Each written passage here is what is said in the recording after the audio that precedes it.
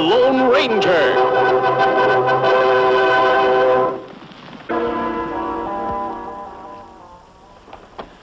That's my company's price for protecting your property, Mrs. Miggs. The contracts are already drawn up that way. $50 a week? Why, my cafe don't take in more than that. I know how much your restaurant makes. The more valuable the property, Mrs. Miggs, the higher the cost of protecting it. Don't give me that. Before you got here, Hanford, nobody needed any protection. Gunstock was a peaceful, law-abiding town. It's going to be that way again. Are you ready to sign the contracts? Not at $50 a week, I'm not. I'll give you 30. The price is still 50 and liable to go up. Sign both copies, all very legal. Legal, my eye. What's legal about my paying you so I can stay in business? You ain't fooling me for a minute, Hanford.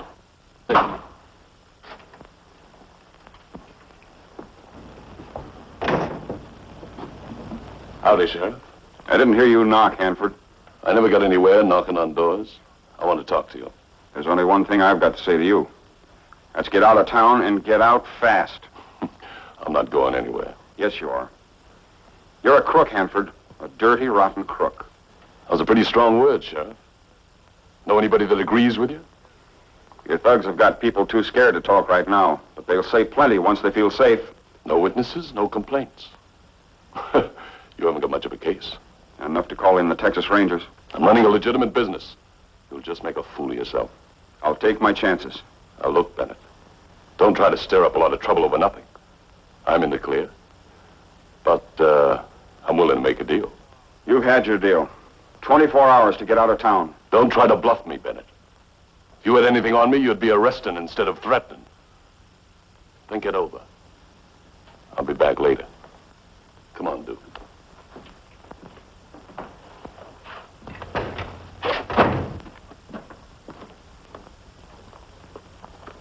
If he calls in Texas Rangers, we're in trouble. Don't worry. I haven't seen the man yet without a price tag. He didn't talk like he was for sale. You didn't expect him to sell out in front of his kid, did you? Wait till I wave some of that green stuff in front of him. You'll think it over. Come on, let's get going. You...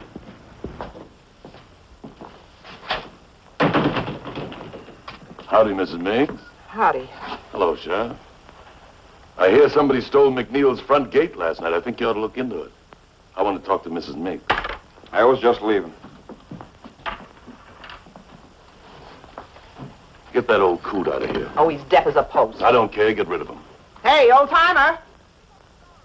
Hey? Sweep up the storeroom, will you? Ain't finished in here. Do like I say.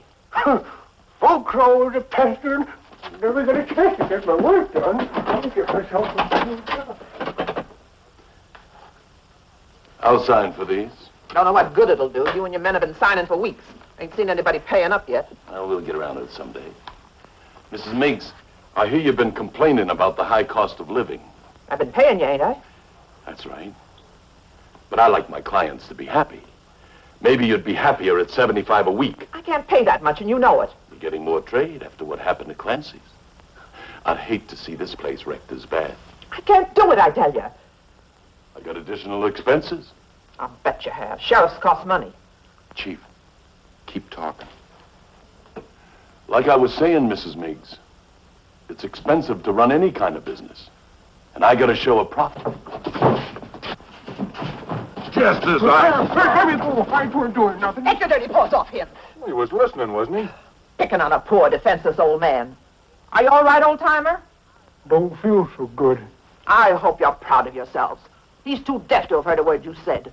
Then what was he doing at the door? Probably watching the two of you. Couldn't believe such yellow skunks existed. Now, wait a minute. Wait, nothing. I can be pushed around just so far by critters like you. Now get out of my place. You don't mean that. I'm mad clear through. I ain't scared of you anymore, Hanford. You'll be sorry that you aren't. I'm only sorry I didn't get this mad sooner. Get out before I forget I'm a lady. Come on, Duke.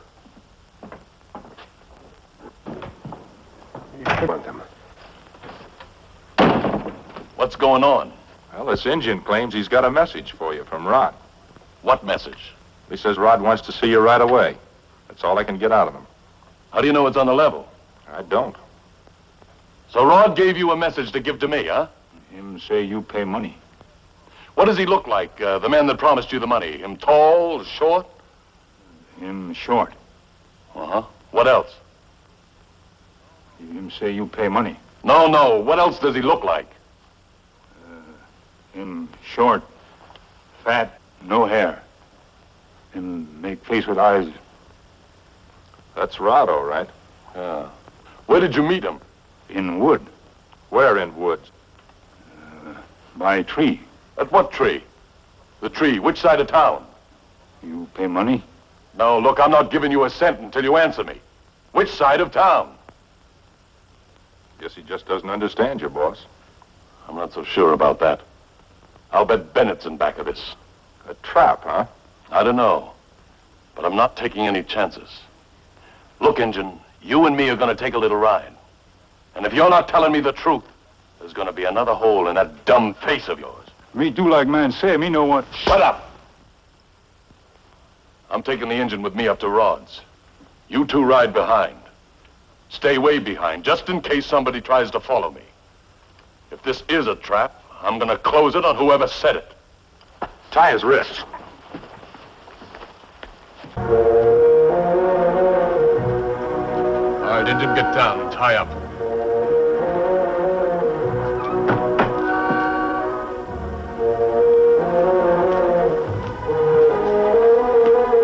What's the matter, boss? You ever see this engine before? No. Why?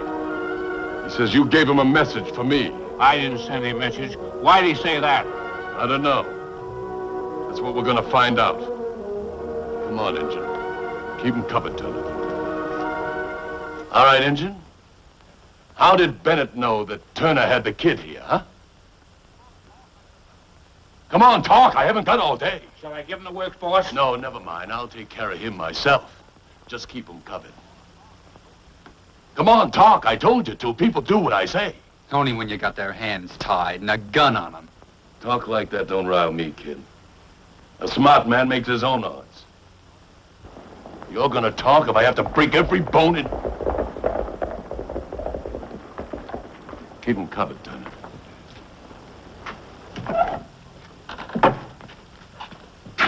Did anybody try to follow you? Didn't see a soul, except a fellow on a white horse heading up country. You sure he didn't see you? Yeah, that chance. We were too far away. Good. So you don't make the trip for nothing. Take some blasting powder back with you for the Meeks place tonight. Go get it. What about the Indian? Was he telling the truth? No, but I'm gonna knock it out of him. Come on.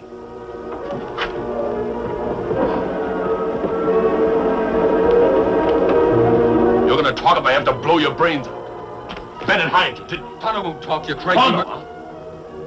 How come you know his name? I don't. It just popped out. I never... Now you're lying! I told you, old man, what I'd do if he interfered. And this is one promise I figure on keeping. We get rid of the kid, how are we going to handle Bennett? We don't have to worry about Bennett. Wait. Whoever's out there will blast you before you can get to it. If there's enough powder out there to blow up a mountain. Yeah. All right, you.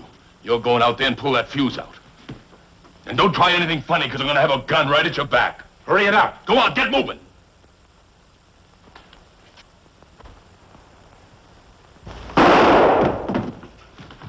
He got away. We're trapped. What do we do? We can't stay There's only here. one thing we can do. Make a run for it. Give me your gun. But they'll kill us. It's better than taking a chance of being blown to bits. Come on, get going.